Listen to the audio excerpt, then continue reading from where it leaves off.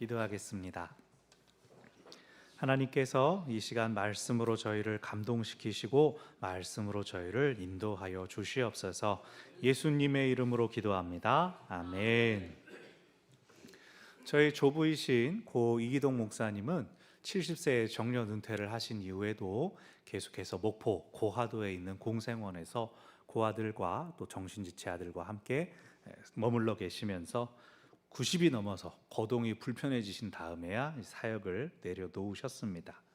저희 취임 예배 때 찾아오셨던 저희 큰아버지 이동준 목사님은 불광동에 있는 은광교회에서 열심히 목회하시고 은퇴하시고 또 원로 목사로 계십니다. 한 번씩 이제 한 달에 한 번 말씀도 전하시고 교회 어른으로 여전히 교회를 섬기고 계십니다. 저희 아버지 이인희 목사님은 이제 기관에 계셨기 때문에 은퇴하시고 자유롭게 예배 다니시던 교회에서 계속 예배 다니고 잘 계십니다. 제가 어렸을 때부터 집안 어른들이든 혹은 아는 목사님들이든 은퇴하시고도 계속 그 교회를 또 다른 모습으로 섬기는 모습을 보면서 컸는데, 요즘은 분위기가 다 바뀌어서 목사님 은퇴하시면 어디 가세요? 다들 이렇게 하고 있죠. 우리 원로 목사님처럼 이제 자유로 이제 후임자를 배려해 주시는 그런 경우도 있지만, 어떤 목사님들은 이제 자녀들과 편하게 예배드리고 싶은데 그렇게 막 눈치를 준다고요. 왜 이런 차이가 생겼을까? 세상이 이게 어떻게 변한 걸까? 제가 나름 생각을 해봤습니다. 종교개혁은 이제 유럽에서 시작되었지만 오늘날 한국 교회가 따라가는 모델은 미국 청교도입니다. 유럽 종교개혁 방식은 성직자를 중앙에서 책임져 주는 시스템이 있기 때문에 은퇴로서 그 역할을 마무리하면 자연스럽게 새로운 사람 세워지고 또 본인은 옮기면 그만이지만, 미국의 청교도 방식은 일단 한 지역의 목회자가 자기 집에서 먹이고 같이 자고 그러면서 양육하고 길러낸 후사에게 가업을 잇는 것처럼 사역을 이임하고, 그렇게 되면 전임자가 한 가족이었기 때문에 계속 머무르는 형태로 살아왔습니다. 우리나라가 이전까지는 이 우리나라의 선교사들이 그대로 가지고 온 미국식 모델을 따라가느라 을로 목사님 혹은 은퇴 목사님 계속해서 교회 안에 어떤 교회는 사무실도 따로 있고 뭐 사택도 제공해 드리다가 현실적인 이유들 때문에 유럽식 모델로 전환해 가는 것이 아닌가 싶습니다. 과거보다 수명도 더 길어지고 그에 대한 부담도 있었을 것이고 또 사회적인 형평성에 대한 부분도 있었겠죠. 우리 원로 목사님께서 제가 마음껏 일할 수 있도록 이 자리를 이제 내주신 것이 감사하면서도 가끔은 어른이 곁에 계시는 것의 이 중요성을 떠올릴 때가 있습니다. 물론 여기 우리 은퇴하신 장로님, 권사님들 다 함께 계시지만 리더로서 뿐만이 아니라 목회자로서 어떤 결정을 내려야 할 때 가끔씩은 한계를 실감하죠. 오늘 본문 안에 이제 그러한 어른들을 오랫동안 곁에 모셨던 왕 우시야가 나옵니다. 우시야가 의도해서 그렇게 한 것은 아니었지만 아버지와 공동으로 통치하고 또 하나님의 사람이 곁에 있을 때는 그가 여호와 보시기에 정직한 왕이었다 칭찬을 받았지만, 어른들이 떠나가고 자신에게 큰 권력과 책임이 오롯이 주어졌을 때에 그가 점차 초심을 잃고 형통의 길에서 벗어나 버렸습니다. 오늘 말씀을 통해 우시야의 성공과 실패를 확인하고 우리는 어떻게 끝까지 형통할 수 있을지 하나님의 음성을 듣는 시간이 되시기를 바랍니다. 아멘. 우리가 지난주에 여호사밧 왕을 살펴봤는데 그 뒤로 이어진 왕들은 그만큼 선한 왕들은 아니었습니다. 여호사밧이 선한 왕이긴 했지만 그가 아합의 딸 아달랴를 며느리로 맞이하면서 우상을 섬기는 문화가 유다에 들어와 큰 혼란을 일으켰기 때문입니다. 심지어 이 아달랴는 왕자들을 죽이고 자기가 여왕의 자리에 오르는 등 자칫 유다 가문에 주신 다윗 언약이 끊어질 위기까지 있었습니다. 하지만 하나님의 약속을 신뢰하고 하나님을 섬긴 사람들의 결단 덕분에 아달랴를 끌어내리고 다시 다윗 가문의 왕조를 이어갈 수가 있었습니다. 그렇게 했어도 그 여파가 여전히 있어서 여호와 보시기에 정직히 행하고자 하는 왕들은 계속해서 우상을 파괴하고 산당을 제거해야 했고, 잘 나가다가도 왕이 잘못된 길로 빠질 땐 다시 우상을 섬기곤 했습니다. 오늘날처럼 종교의 자유가 있는 세상에서는 뭐 나라만 잘 다스리면 되지 하겠지만, 유다는 어떤 나라입니까? 하나님께서 주신 땅에 세워진 하나님의 백성에 의한, 그들을 위한 나라입니다. 그런데 그 하나님을 버리고 스스로의 손으로 만든 우상을 섬기는 것은 우리가 사람 손으로 만든 것만도 못하다라고 스스로의 존귀함을 내버리는 것이죠. 여러분께서 자녀들을 귀하게 애지중지 키우시는데 애가 씻지도 않고 옷은 늘어나고 해진 거 주워 입고 음식 쓰레기 먹고 다니면 좋겠습니까? 그래도 공부만 잘하면 되는 겁니까? 돈 잘 벌어오면 그래도 괜찮다고 여러분 그렇게 하실 겁니까? 아니지 않습니까? 근데 하나님 보시기에 우상 섬기는 사람들이 딱 그 짝이라는 겁니다. 내가 너를 모든 피조물 중 가장 존귀하게 만들고 나의 형상을 너에게 두었는데 그걸 버리고 동물보다 낮아지고 자기 손으로 만든 것을 섬긴다고? 하나님이 너무나 속상하셔서 때려서라도 버릇을 고치려고 하신 겁니다. 사랑하는 여러분, 우리가 하나님을 믿고 예배하는 것은 하나님께서 우리에게 주신 단정한 옷, 믿음과 바른 생활을 잘 지키는 것과 같습니다. 우리의 창조주 하나님을 기억하며 하나님의 도우심과 인도하심을 구하는 것은 자녀들이 마땅히 부모의 사랑을 잘 지키며 그 안에서 자라는 것과 같습니다. 그러니 하나님의 뜻, 하나님의 마음에 집중하셔서 하나님만을 사랑하시기를 바랍니다. 돈 잘 못 벌어도, 좀 건강하지 못해도 하나님이 주신 사랑을 잘 품는 것, 그것이 하나님께서 기뻐하시는 것인 줄 믿으시길 바랍니다. 아멘. 유다의 아달랴를 제외하고 북이스라엘처럼 악한 왕이 아주 소수가 있긴 했습니다. 우리가 얼마 전에 새벽에 본 아하스 왕이라든가. 하지만 대부분의 왕들이 통치 초반에는 하나님의 뜻에 잘 순종하다가 후반에 우상을 섬김으로 하나님의 진노를 사는 일들이 있었습니다. 그래서 병이 들거나 혹은 포로로 끌려가거나 하는 상황으로 통치를 온전히 하지 못할 때는 왕자가 일찍 왕이 되어서 섭정을 하거나 공동 통치를 하는 경우들이 있었습니다. 우리가 전에 살펴본 아사 왕도 발에 위중한 병이 들어서 여호사밧이 2년 동안 섭정을 해야 했죠. 아달랴를 끌어내린 후에 왕으로 세워진 요아스는 나이가 불과 7살이었기 때문에 어느 정도 자랄 때까지 보호자였던 제사장 여호야다가 통치를 도왔습니다. 오늘 살피는 우시야도 16살의 나이에 왕이 되었습니다. 왜냐하면 그 아버지 아마샤가 북이스라엘과의 전쟁에서 패배해서 포로로 끌려갔기 때문입니다. 왕이 비어있을 수는 없으니 아들을 왕으로 세웠는데 10년이 지나서 이 아마샤를 붙잡아갔던 이스라엘 왕이 죽고 정권이 교체되면서 돌아오게 됩니다. 돌아왔는데 왕으로 세웠다가 아이고 아버지 돌아오셨으니까 너 잠깐 쉬었다 다시 나와라, 그럴 수가 없죠. 그래서 그때부터 아마샤와 아들 우시야가 15년 동안을 공동으로 통치합니다. 그러니까 우시야는 16세의 나이에 왕이 되어서 10년 동안 다스리고 아버지가 돌아오자 나머지 15년을 또 비로 15년을 다스리고 아버지가 떠난 후에야, 그러니까 총 25년이 흐른 뒤에야 자기 통치를 하게 된 것입니다.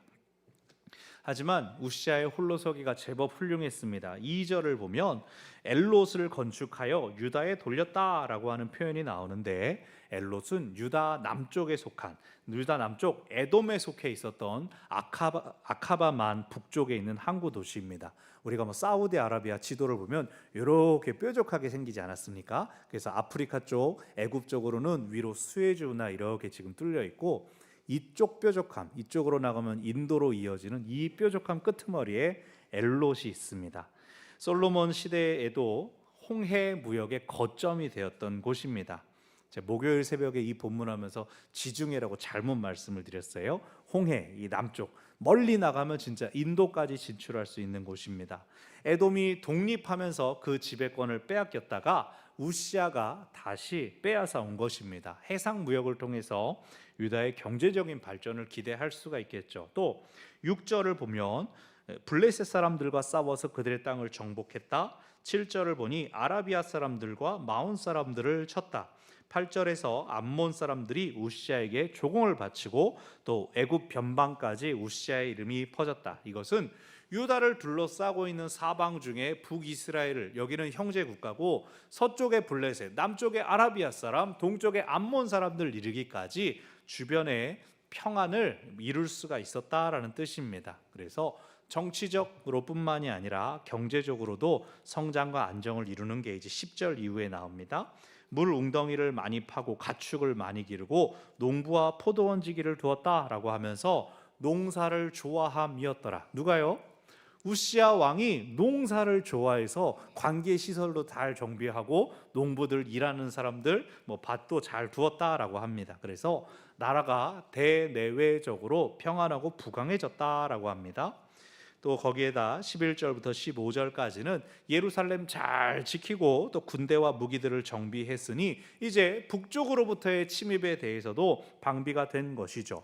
참으로 모든 것이 빠짐없이 다 갖춰진 이 모습을 향해 15절 말미에서 기이한 도우심을 얻어 강성하여짐이라 라고 표현했습니다. 기이한 도우심, 사람의 생각과 노력 이상으로 아주 나라가 제대로 세워졌다라고 표현한 것입니다. 그러나 모든 일이 너무나 잘 풀려갈 때 또한 주의해야 됩니다. 잘된 나에게 열중하다가 주변을 못 보고 무엇보다 은혜의 공급자이신 하나님을 잃어버릴 수가 있기 때문입니다. 이게 신앙에 대해서뿐만이 아니라 초지일관, 초심 이런 말들이 많이 있지 않습니까? 제가 전에 살았던 곳에 칼국수를 아주 잘하는 데가 있었습니다. 할머니가 아들에게 비법과 또 가게를 물려주면서 남긴 말은 분수를 알아라, 늘 그랬답니다. 아니 가게가 이렇게 잘 돼가지고 사람들이 막 줄을 서고 그날의 재료가 막 2시, 3시에 소진돼가지고 문을 닫을 정도로 그렇게 잘 되는 가게를 물려주면서 분수를 알아라. 아들이 무슨 말씀일까? 무슨 말씀일까? 그러다가 할머니가 이제 완전히 돌아가시자 더 이상 이렇게 놀 수 없다. 나의 분수를 알아서 가게를 확장시키자. 그래서 1층에만 이렇게 새 들어 있었던 걸 정리하고 땅을 사고 4층 건물을 올렸습니다. 이제 여기에 어머니의 비법과 또 새로운 건물이 있으면은 장사가 어떻게 됐을까요? 비법 그대로인데 국물 맛이 다르다고 단골들마저도 점점 떨어져 나갔습니다. 건물 올리느라 생긴 이만한 빚만 떠안고 문을 닫아버리고 말았습니다. 그제서야 어머니가 말한 분수를 알아라, 이게 무슨 뜻인지 알게 되었다는 겁니다. 어머니가 자신을 잘 아니까 이거를 잘 지키는 것만 해도 훌륭하다라고 했는데 아들이 초심을 잃어버렸던 거죠. 우시아도 나라가 강성해지자 마음이 교만해졌습니다. 얼마나 교만해졌는지 무려 성전에서 제사장들이 하는 분향을 자기가 하려고 했습니다. 분향은 성소 안에서 이루어지는데 그곳은 성별된 제사장들만 출입할 수 있는 곳입니다. 그것이 하나님께서 율법으로 그들에게 내려주신 명령이었습니다. 나라가 아무리 부강해진다고 해도 제사장의 역할이 왕에게 허락되지 않습니다. 이것은 왕 개인만 혼나는 게 아니라 하나님의 진노가 나라에 임할지도 모르는 아주 중대한 위험한 일입니다. 대제사장 아사랴가 용맹한 제사장 80명과 함께 들어가서 왕을 말립니다. 여차하면 그 왕을 붙잡고 끌어낼 생각까지 하고 들어갔죠. 하지만 교만한 우시아가 그 말을도 듣지 않습니다. 오히려 향로를 든 상태에서 화를 냈습니다. 그랬을 때 우시아의 이마에, 이 성경에는 나병이라고 되었는데 급성 피부병이 나타났습니다.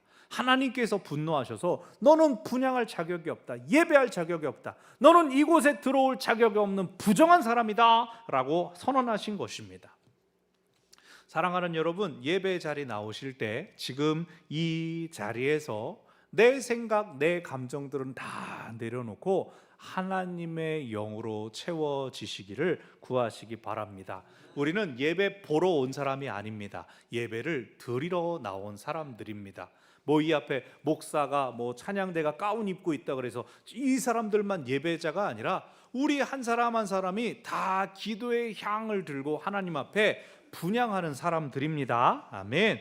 예배하는 이 순간에는 우리 모두가 다 하나님의 거룩한 도구들입니다. 그래서 예수님도 말씀하셨지 않습니까? 예배하러 가다가 형제와 다툰 일이 생각나거든 멈춰서 먼저 화해하라 하셨습니다. 원문의 의미는 고소한 일이 있으면 그 소를 취하해라. 손해를 보더라도 형제에 대한 미움과 분노, 원망을 품고 예배하면 하나님 기쁘시게 받으시지 않는다라고 하셨습니다. 내 생각, 내 감정에 붙들리면 하나님을 온전하게 예배하기 어렵습니다. 예배는 영과 진리로 드리는 것이기 때문입니다.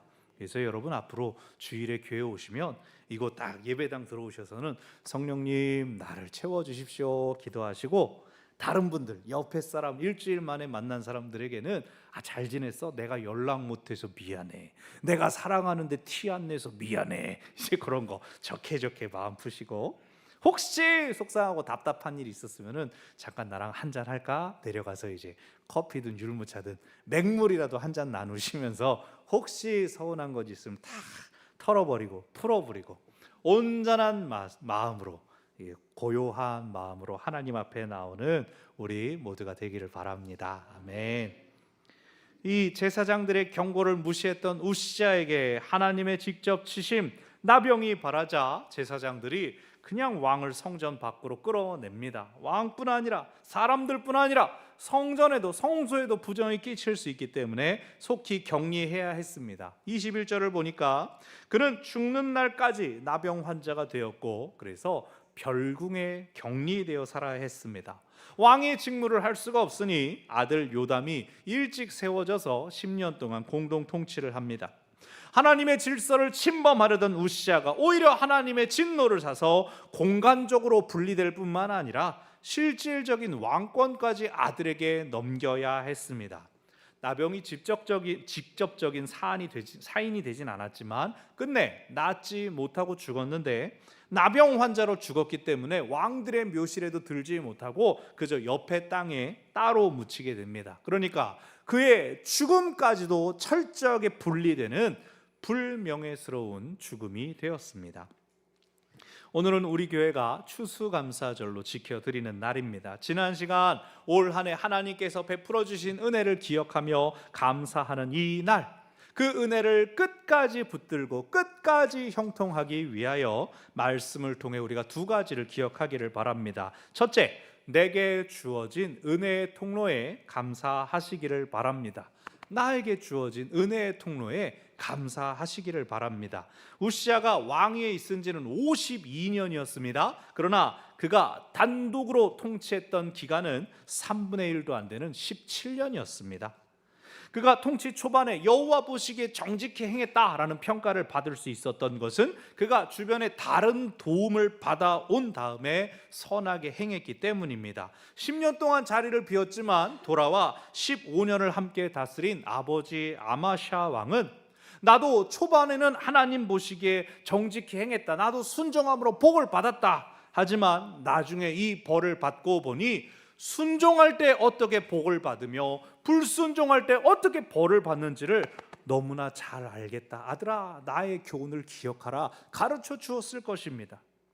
또 젊은 나이에 왕위에 오른 이 우시아에게는 하나님의 사람 스가랴가 있었습니다. 스가랴서를 쓴 스가랴는 포로기 이후에 동명이인이고 다른 선지자고, 여기 나오는 스가랴는 이사야와 함께 활동한 그러한 사람입니다. 오히려 제사장 가문에 속해 있었던 사람으로 알려져 있습니다. 5절을 보면 이 스가랴를 하나님의 묵시를 밝히 아는 사람이었다라고 하는데, 다르게 해석하면 하나님 경외를 가르치는 사람이었다, 혹은 하나님을 보는 통찰력이 있는 사람이었다라고도 해석할 수 있습니다.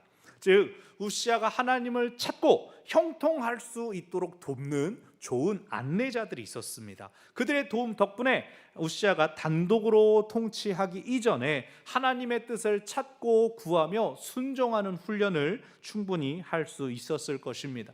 그뿐 아니라 우시아에게는 이 사역을 돕는 좋은 신하들과 협력하는 백성들이 있었습니다. 많은 건축들을 담당한 역군들, 농사일에 종사한 사람들, 그리고 11절에는 군대를 파악하고 편성한 신하들의 이름이 나오고 12절에는 2600명의 족장들이 용사이자 군의 지휘관이었다라고 나옵니다. 왕 한 사람이 혼자 잘나고 혼자 뛰어나다고 나라가 세워지지 않습니다. 그를 돕는 사람들이 자기 자리를 잘 지키고 책임을 다하며 협력해야 나라가 부강해진 것입니다. 무엇보다 그가 하나님을 찾을 때 하나님께서 그를 형통하게 하셨습니다. 우시아에게는 그가 형통하도록 부강하도록 돕는 은혜의 손길들이 많았습니다. 우시아가 교만해졌다는 것은 그 고마움을 잊어버렸다는 뜻이죠. 먼저는 하나님의 은혜를 잊은 것이고, 다음으로는 자기 자리에서 자기 책임을 다해 준 사람들을 잊어버린 것입니다. 그렇기에 왕의 자리로도 부족해서 제사장의 자리까지 탐을 낸 것입니다. 하나님께서 세운 질서를 어기는 것은 뭐 거룩한 욕심 그런 거 아닙니다. 그냥 교만입니다. 내가 지금 여기 서 있는 건 내 혼자 잘하고 내가 잘나서 있는 것이 아닙니다. 생명을 주신 부모님으로부터 나를 가르쳐준 선생님들, 나와 함께 있었던 사랑하는 친구들, 우리는 모두 누군가의 도움을 통하여 지금의 자리에 이르를 수가 있었습니다. 그 모든 은혜의 손길은 하나님으로부터 출발되어 왔습니다. 그것을 기억하며 감사함으로 추수감사절을 올려드리는 우리가 되기를 바랍니다. 하나님께서 계속된 은혜의 통로들을 통해 우리를 끝까지 형통하게 하실 것입니다. 아멘. 오늘 두 번째로 기억할 것은 하나님을 기억하며 하나님 앞에 겸손하시기를 바랍니다. 하나님을 기억하며 하나님 앞에 겸손하십시오. 우시아가 여러 도움의 손길들을 통해 세워진 것을 봤지만 반대로 그가 교만해진 것은 아버지도 스가랴도 세상을 떠난 후였습니다. 사람이 떠나고 업적만 남게 되자 은혜의 기억도 사라지고 자기 자랑만 남았습니다. 그런 그에게 그의 손길이 닿지 않은 성전은 아직 그의 자랑이 아니었습니다. 그렇기 때문에 우시아가 내가 분향을 해야겠다 한 것 같습니다. 내가 군사적으로도 경제적으로도 외교적으로도 아주 훌륭하고 잘했는데 종교적으로 잘한 게 없으니 성전에 가서 예배해야겠다. 내가 분향을 해야겠다.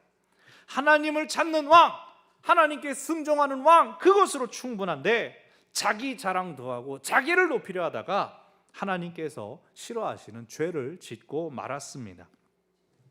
어느 목사님이 프로그램에 나와서 간증을 합니다. 하나님께서 나를 도와주셔가지고 내가 찍는 것들은 주관식까지 다 찍어 맞아가지고 명문대학교에 합격했지 뭐예요. 내가 찬양 사역을 하면서 사람들이 하나도 막 일어나지도 않고 막 은혜를 받는 것 같지도 않아서 왜 그럴까 고민을 하다가 어느 날 갑자기 청년 한 명이 손을 들고 찬양을 하는 거예요. 나는 변한 게 하나도 없었는데 또 내가 불쌍한 사람들을 돕는 사역을 해야겠다. 어떻게 하면 좋을까라고 하다가 한 미혼모를 만나게 돼서 그 아기와 이 엄마를 책임지게 되었습니다. 근데 그 사람이 아직까지도 나를 얼마나 속썩이고 자기 세상 친구들을 우리 집에 데려오고 교회 데려가지고 술 마시고 똥 싸고 막 이런 얘기를 막 하면서 내가 하지만 그 가정을 여전히 사랑하며 지키고 있습니다. 내가 이 긍휼 사역을 한다니까 아내가 나를 도와주어서 원래 우리 식구는 4식구인데 거기다 4명 밖에서 온 4식구까지 8식구를 아내가 잘 먹이고 케어하고 있습니다. 그러고 지금 개척교회가 작지만 어느 성도께서 100만 원씩 선교 헌금을 하겠습니다 했을 때 그 성도분이 옷도 남루하고 살림도 썩 시원치 않아서 나는 그러지 못할 줄 알았는데 그분이 매달 하시는 걸 봤습니다 라고 쭉 이야기를 하고 있는데 듣다 보니까 제가 막 화가 나는 겁니다. 아니 집에 어려운 사람 데려오면 먹이고 씻기고 돌보는 건 다 사모님 일이구만. 왜 그걸 자기가 자랑을 하고 앉아있는가. 아니 성도가 어려운 형편에서든 귀하게 작정해서 지키고 있으면 감사하고 그분이 받을 복이지 그걸 왜 자기가 그분 그럴 줄 몰랐네요 라고 그걸 간증이라고 하고 있습니까? 회복되어야 될 귀한 가정을 맡았으면 더 보호하고 더 끌어안고 더 사랑해야지. 방송 나가서 떠들어가지고 못된 친구들 데려가지고 교회를 어지럽힌다고 그걸 어디 간증이라고 자랑이라고 말합니까? 그분의 교회가 귀한 사역을 하고 있는 것과는 별개로 받은 은혜를 자랑하는 나한테 도취된 그 모습 때문에 눈살이 찌푸려졌습니다. 하나님의 은혜가 내가 되는 순간 우리는 나르시스트가 되고 교만해집니다. 겸손한 자는 나르시스트가 되면 안 됩니다. 자신한테 도취되면 안 됩니다.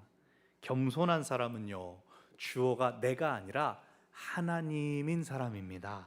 하나님이 하십니다. 하나님이 말씀하십니다. 하나님이 이끄십니다. 나는 드러나지 않습니다. 그게 겸손입니다. 이것이 우리의 고백이 되기를 바랍니다. 겸손하게 하나님을 주어로 삼아 끝까지 형통하는 우리 모두가 되기를 바랍니다. 아멘. 말씀을 정리합니다. 오늘 우리가 하나님 앞에 올려드리는 것이 나의 기대나 바람에 좀 못 미치는, 그래서 또 세상적인 기준에 좀 부족하게 드리는 것이 아닐까 하는 생각하시는 분들이 계십니까? 하지만 지금 하나님 앞에 나올 수 있는 것이 또 오늘의 은혜인 줄 기억하시기를 바랍니다. 아멘.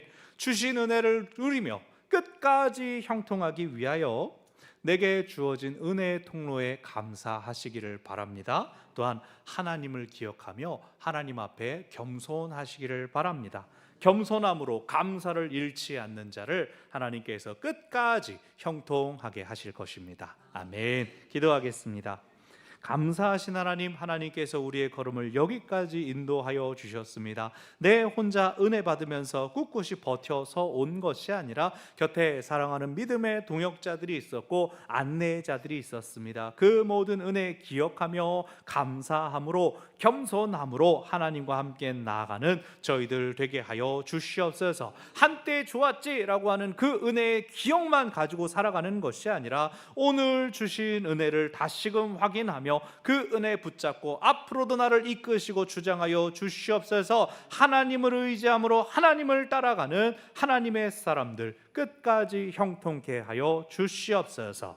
예수님의 이름으로 기도합니다. 아멘.